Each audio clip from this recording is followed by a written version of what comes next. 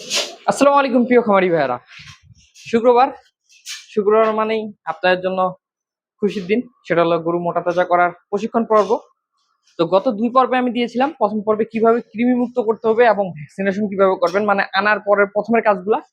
এবং দ্বিতীয় ভিডিওতে দিয়েছিলাম কিভাবে খাবার ম্যানেজমেন্ট, অর্থাৎ খাবার কিভাবে দিবেন এবং পাশাপাশি কি কি ইনজেকশন দিতে পারেন গরু মোটা তাজার জন্য, ভিটামিন সাপ্লিমেন্ট নিয়ে কথা বলেছি। আজকে তৃতীয় ভিডিও। এই তৃতীয় ভিডিওতে আজকে আমি বলবো যে একটা গরু আপনি আনলেন, আনার পর কৃমি মুক্ত করা শেষ, ভ্যাকসিনেশনও করা শেষ, খাবারও দেওয়া কমপ্লিট। এখন আমাদের ধরেন বিক্রি করতে হবে গরুটা। বিক্রি করতে গেলে যা যা করা যায়। তো বিক্রি করার জন্য প্রথমত গরুর ওজন জানতে হয়। এই ওজন বিষয়ে আমি একটা ভিডিও দিব, কিভাবে ফিতা দিয়ে গরু মাপবেন, মেপে কিভাবে দাম নির্ধারণ করবেন এগুলা দিয়ে। তার আগে আমি এই ভিডিওটা করতেছি, এই ভিডিওটাতে আজকে আমি আপনাদের সাথে শেয়ার করব একটা গরু আমরা বিক্রি করব, মানে কিনলাম, কিনে রেডি করলাম, রেডি করে বিক্রি করব, সে বিক্রিটা কিভাবে করব, বা আমার জন্য কোন গরুটা ভালো বা কোন গরুটা আমি ভালোভাবে বিক্রি করতে পারবো, এই আনুষঙ্গিক বিষয়গুলো নিয়ে। তো আমরা একটা গরু আনলাম, আনার পর যেটা বললাম যে কৃমিমুক্ত ভ্যাকসিনেশন থেকে শুরু করে খাওয়া দাওয়া সব কমপ্লিট শেষ করে দিলাম, ধরেন এর আগে 2 ভিডিওতে যা যা বলছি। এখন গরুটা আমার বিক্রির প্রয়োজন, বা গরুটা মোটা হয়ে গেছে, আমি বিক্রি করব। এখন ধরে নেন যে আপনি একটা ষাঁড় গরু কিনছেন, সাপোজ এই গরুটা কেনার পর এই গরুটা এখন আপনি বিক্রি করবেন। বিক্রি করতে গিয়ে যদি দেখেন যে গরুটা আপনি সঠিকভাবে বিক্রি করতে পারতেছেন না, বা আপনার যে অঞ্চল সে অঞ্চলে আপনি গরুটার দাম পাচ্ছেন না, তখন ব্যাপারটা কেমন হবে? নিশ্চয়ই ভালো কিছু হবে না, কারণ আপনি গরুটাকে খাওয়াইলেন, দাওয়াইলেন, ভ্যাকসিনেশন করলেন, কৃমি মুক্ত করলেন, সবকিছু করলেন, করার পর গরু বিক্রি করতে পারতেছেন না। তখন জিনিসটা কেমন হবে? তো আমাদের এই জিনিসগুলো কিন্তু আগেই সবকিছু ভেবে চিন্তা রাখতে হবে। কিভাবে ভেবে চিন্তা রাখবো? ধরেন আপনার অঞ্চলটার জন্য মাংসের মানে খুব চাহিদা, মাংসের গরু পারফেক্ট। তখন আপনি যেটা করবেন যে আপনি একটা শুকনা গরু, সেটা হোক আর হোক গাভী, যে গরুই কিনবেন সেই গরুটা কিন্তু আপনি ভালোভাবে বিক্রি করতে পারবেন, যেমনটা সচরাচর ঢাকা বা চট্টগ্রামের এরিয়াতে হয়। কারণ ঢাকা চট্টগ্রামে এগুলো শহরাঞ্চল, এগুলাতে বিভিন্ন জেলার মানুষজন গিয়ে থাকে। এখানে মাংসের চাহিদাটা সারা বছর থাকে বললেই চলে। অন্যান্য সময় হয়তো বা কুরবানির পরপর একটু কম থাকে, বাট সারা বছর থাকে, কম আর বেশি। তো এই অঞ্চলগুলোতে আপনি যদি মাংসের গরু রেডি করেন তাহলে কিন্তু বিক্রি করার অভাব হবে না। অর্থাৎ একটা যদি আপনি গাভী কিনেন ৩ মাস পর ফ্যাটেনিং করে বিক্রি করেন তাও বেচতে পারতেন, যদি ষাঁড় কিনেন ৬ মাস পর, ৫ মাস পর বা ৪ মাস পর বিক্রি করেন তাও বিক্রি করতে পারতেছেন। কিন্তু ধরেন যে আপনার অঞ্চলে মাংসের চাহিদা নেই, যেমন আমার অঞ্চলটার কথা বলি, এই অঞ্চলে আমি যদি গাভী গরু বিক্রি করতে যাই, আমাকে বিক্রি করতে হবে এখন ২০ থেকে ২১ হাজার টাকা মন। আমাদের উত্তর অঞ্চলে বহুত মনে করেন যে খামারি আছে, অনেক ধরনের মানুষের সাথে হয়তো আপনাদের কথা হয়। তারা হয়তো আপনাকে বলবে, হ্যাঁ আমি গরু বিক্রি করে খুব লাভ করতেছি, এই করতেছি, ওই করতেছি। কিন্তু বাস্তবতা ভিন্ন। বাস্তবতা হলো যে এই অঞ্চলে যারা হাড্ডিসার গাভী পালন করতেছে বর্তমান সময়ে, ছোট ছোট যারা গাভী পালন করতেছে, এরা 100% লসে আছে। এরা কমর তুলে সোজা হয়ে দাঁড়াইতে পারতেছে না।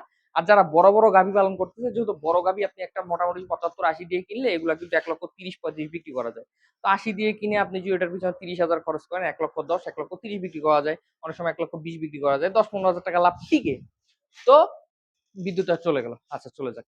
তো এই বড় যারা গাভী পালন করতেছে এরা কিন্তু মোটামুটি প্রফিট করতে পারতেছে, বাট ছোট যারা পালন করতেছে এরা কিন্তু প্রফিট করতে পারতেছে না। অন্যদিকে আবার বড় গাভী পালন করলে একটা সমস্যা আছে। কি সমস্যা? ১,২০,০০০, ৩০,০০০ যে বড় বড় গাভীগুলো, এগুলো কিন্তু কেনার মতো লোক নেই। আমাদের অঞ্চলে একটা যদি ৫ মণ ৬ মণের গরু যদি এখন যদি জবাই করে ভাই, ৪ দিনও বিক্রি করতে পারবে না। কাজে এই গরুগুলো আবার আপনি বিক্রি করতে পারবেন না। বিক্রি করার জন্য জীবনটা বের হয়ে যাচ্ছে। মূল কথা, আমার অঞ্চলে যারা গাভী পালন করতেছে এদের মরণ দশা।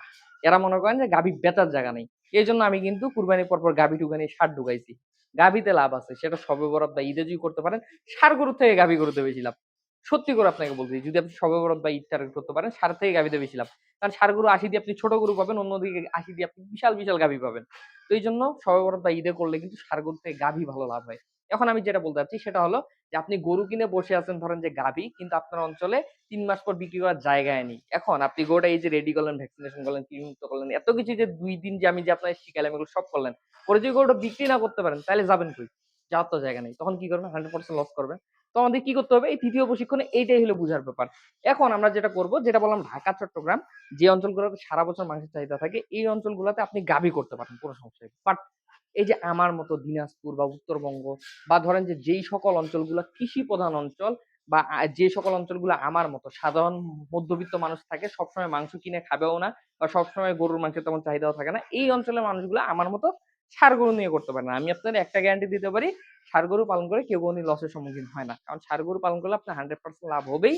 এখানে কম আর বেশি কিন্তু লাভ হবে। কারণ ষাঁড় গরু আপনি যদি চান, ধরেন এই গরুটা, এইটা আমি 2,02,000 টাকা দিয়ে এইটা আর ওই গরুটা কিনছি। দুইটা গরু আমি 2,02,000 দিয়ে কিনছি। এখন এই গরু আমার যদি ইচ্ছা হয় আমি কিন্তু 2 মাস পর বিক্রি করে দিতে পারবো। আবার যদি মনে হয় যে না 2 মাস পর বিক্রি করে আমার লাভ হচ্ছে কম, আমি 6 মাস পরে বিক্রি করতে পারবো। আমার যদি তখনও মনে হয় না লাভ কম হচ্ছে, এখনো মাংসের চাহিদা নাই বা গরুর দাম নেই, আমি প্রয়োজনে এইটা সামনের বছর কুরবানিতে বিক্রি করবো। কোনো সমস্যা নাই তো। কোনো সমস্যা আছে? কোনো সমস্যা নেই। কারণ এই গরু যত দিন যাবে তত বড় হবে। ষাঁড় গরু, এটার বয়স কেবল 2 দাঁত। এই গরুটা আরো 2 বছর অর্থাৎ 6 দাঁত পর্যন্ত বড় হবে। আমি না সর্বোচ্চ 1 বছর রাখবো কুরবানি পর্যন্ত, এর বেশি তো রাখবো না। তো 1 বছর পর এটা ডে বাই ডে প্রতিদিন মনে করেন যদি 1 কেজি ওজনও বাড়ে, 365 দিন 365 কেজি ওজন বাড়বে, আমার সমস্যা নাই তো। যেটা বললাম এটা বাড়তেও পারে নাও বাড়তে পারে, 1 কেজি করে, এর থেকে কমও বাড়তে পারে বেশিও বাড়তে পারে। এটা একটা কথার কথা বলতেছি আরকি। কিন্তু প্রত্যেকদিন তো একটা গড় ওজন বাড়বে। তো গড় ওজন বাড়লে আমার তো লস হবে না, লাভ হবে। কাজে আপনারা যারা এই যে আমার মতো অঞ্চলে থাকেন, সবসময় মাংসের চাহিদা থাকে না, ষাঁড় গরুটা করবেন। তাহলে যেটা হবে, আপনার যখন ষাঁড় গরুর চাহিদা, ধরেন যে আপনার আশেপাশে কোথাও একটা বিয়ে হচ্ছে, আপনি ধাম করে একটা ষাঁড় গরু দিয়ে দিতে পারলেন। আপনার আশেপাশে কোথাও ওয়াজ মাহফিল হচ্ছে, গরুর চাহিদা আছে, আপনি ধাম করে একটা ষাঁড় গরু দিয়ে দিতে পারলেন। কিন্তু অন্যদিকে আপনি যদি গাভী করেন, আপনি এই যে বিয়ে ওয়াজ এগুলো অপেক্ষা থাকতে পারবেন না। 3 মাস হবে গরু মোটা তাজা হয়ে যাবে, আপনাকে বিক্রি করতে বাধ্য হইতে হবে।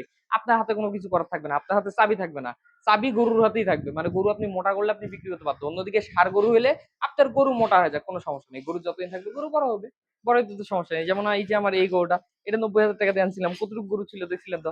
আর গরু দেখেন কত বড় হয়ে গেছে, মাশাআল্লাহ। গরু কিন্তু বড় হয়ে গেছে। তো গরুর ব্যাপারটা এইটাই যে গরু আপনার যতদিন থাকবে গরু কিন্তু বড় হবে, ষাঁড় গরু। তো আমরা যেটা করব সেটা হলো যে গরু আনবো, প্রথমে ভিডিওতে যা বলছিলাম কৃমিমুক্ত করবো, ভ্যাকসিনেশন করবো। দ্বিতীয় ভিডিওতে যেগুলো বলছিলাম খাবার দিব, যা যা ইঞ্জেকশন প্রয়োজন পারলে দিব। আর তৃতীয়তে যেটা আমাদের কাজ সেটা আমরা সবার প্রথমে করব। যদিও ভিডিওটা আমি আজকে 3 নাম্বার ভিডিও দিচ্ছি, কিন্তু আমাদের সবার প্রথমে কাজ হলো এটা যে অঞ্চল ভেদে গরু নির্বাচন করব। অঞ্চল ভেদে গরু নির্বাচন কেমনে করবো? সবসময় মাংসের চাহিদা থাকলে গাভীরা করবো, কারণ গাভী গরুতে আপনার প্রফিটটা বেশি হবে যদি আপনি মোটামুটি মাংসের দামে ভালো বিক্রি করতে পারেন। ধরেন আপনার অঞ্চলে 750 টাকা মাংস, আপনি 650 করে গাভী বিক্রি করতে পারেন। গাভীতে আপনার প্রচুর প্রফিট হবে, কারণ 3 মাসে একটা গরুতে আপনি 30,000 40,000 প্রফিট করতে পারবেন অনায়াসে, কোনো ব্যাপার না। বাট যদি আপনার অঞ্চলে মাংসের চাহিদা না থাকে, 3 মাসে আপনার গরুটাকে খাওয়াই দেওয়া যে খরচ উঠবে, এই খরচটা উঠানো আপনার টাফ হয়ে যাবে। বা হয়তো বা গরুটা শরীরে সেই পরিমাণ মাংস থাকবে বাট বিক্রি করার জায়গা থাকবে না। যেমন আমার অঞ্চলে হচ্ছে যে আপনি একটা 80 দিয়ে গরু কিনলে সেই গরুগুলোর শরীরে অনায়াসে 5.5 মণ 6 মণ মাংস ধরতেছে, বাট 5.5 মণ 6 মণ মাংসের গরুগুলো বিক্রি করা যাচ্ছে না। অন্যদিকে ছোট গরুগুলা বিক্রি করা যাচ্ছে যেগুলো শরীরে 100 কেজি বা 3 মণ মাংস ধরতেছে, বাট এই গরুগুলা কিনতে হয় 35-40 দিয়ে, খাওয়া দাওয়া 60 পড়ে যায়। 3 মণের একটা গরু বা 100 কেজি ওজনের একটা গরু বর্তমান বিক্রি করতে হচ্ছে 60,000 টাকা, ঘুরে ফিরে লাভটা আর হচ্ছে না। তো এই জন্য ছোট গরু আবার পালন করা যাচ্ছে না, আবার চাহিদাটা ছোটরা, তাহলে যাবেন কই? ওই ঘুরে ফিরে সারে যাবেন। তো যেইটাই করবেন বিবেকের সাথে নিজেকে প্রশ্ন করে কাজটা করবেন। যদি মাংসের চাহিদা থাকে গাভী, আর গাভী করলেও বড়গুলা করতে হবে। বড় গাভীর যদি আপনার বিক্রি করার জায়গা না থাকে তাহলে অবশ্যই ষাঁড় গরু করবেন। এই বিক্রির জায়গাটা আগে পাকাপোক্ত করতে হবে। আর নাইলে যেটা হবে, গরু রেডি করবেন, সবকিছু করবেন, করার পর বিক্রি করতে পারবেন না। আর বিক্রি যদি না করতে পারেন, একটা প্রোডাক্ট তৈরি করে কি লাভ? আপনি আপনার অঞ্চলে একটা প্রোডাক্ট তৈরি করতেছেন, ধরেন যে আপনি যে কোনো একটা জিনিস তৈরি করলেন, বা একটা ধরেন যে আপনি একটা দোকানে একটা মিষ্টির দোকান দিলেন, সেখানে আপনি মিষ্টি বানাচ্ছেন দিনে 20 কেজি, কিন্তু আপনার সেলের ক্ষমতা আছে 2 কেজি, তাহলে তো 20 কেজি মিষ্টি বানায় লাভ নেই। তদ্রুপ আপনি গরু মোটা তাজা করছেন 10টা 20টা 15টা 100টা বা জয়টাই হোক, একটা গরু আপনি মোটা তাজা করছেন, বাট আপনার গরু বিক্রি করার জায়গা নাই, তাহলে তো হবে না। কিন্তু ষাঁড় গরুটা ভাই সব অঞ্চলের জন্য প্রযোজ্য। আপনি যদি ষাঁড় গরু কিনেন তাহলে অন্তত আপনার বিক্রির টেনশন করতে হয় না। আপনি প্রয়োজনে কুরবানিতে, শবে বরাতে, ঈদে যেকোনো এক সময় বিক্রি করতে পারেন। এক সময় না এক সময় তো চাহিদা হবেই, তখন আর সমস্যাটা হয় না। তো এই জিনিসগুলো বিবেচনা করে আমাদের খামারটা করতে হবে, তাহলে আর খামারে লস হবে না। আর পরবর্তী যে ভিডিও দিব মানে চতুর্থ পর্বতে, সেইখানে আরো বিস্তারিত অন্যান্য জিনিস নিয়ে আলোচনা করার চেষ্টা করব। আপাতত ভিডিওটা এখানে সমাপ্ত করতেছি, কারণ ভিডিওটা অনেক বড় হয়ে যাবে। বড় হয়ে গেলে কিন্তু আবার ভিডিওটা দেখতে আপনার বিরক্ত লাগবে। তো ভিডিওটা ভালো লাগলে অবশ্যই আমার চ্যানেলটা সাবস্ক্রাইব করে রাখবেন, পাশাপাশি ভিডিওটাতে একটা লাইক দিয়ে রাখবেন। সবাই ভালো থাকবেন, সুস্থ থাকবেন। আসসালামু আলাইকুম।